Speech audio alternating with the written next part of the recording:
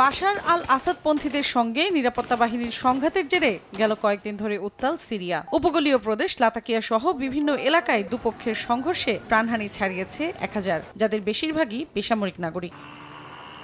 শনিবার দেশের প্রতিরক্ষা মন্ত্রণালয় জানায়, এরই মধ্যে উপকূলীয় এলাকার সব রাস্তা বন্ধ করে দেওয়া হয়েছে, যাতে সহিংসতা না ছড়ায় এবং পরিস্থিতি নিয়ন্ত্রণে আনা যায়। বন্ধ রাখা হয়েছে লাতাকিয়া শহরের আশপাশের এলাকার পানি ও বিদ্যুৎ সংযোগ। এছাড়া একটি কমিটি গঠন করা হয়েছে, যারা সামরিক আদেশ লঙ্ঘনকারীদের বিরুদ্ধে সেনা আদালতে ব্যবস্থা নেবে।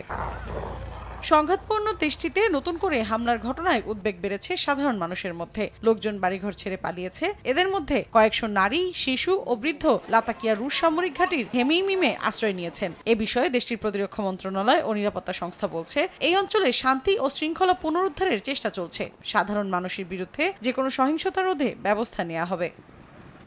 এদিকে সিরিয়ার বেসামরিক বাসিন্দাদের হত্যার ঘটনায় তীব্র নিন্দা জানিয়েছে ফ্রান্স। পাশাপাশি এসব অপরাধগুলোর বিষয়ে স্বাধীন তদন্তের মাধ্যমে সত্য উদ্ঘাটন করে দোষীদের শাস্তির আওতায় আনার আহ্বান জানায় দেশটির পররাষ্ট্র মন্ত্রণালয়।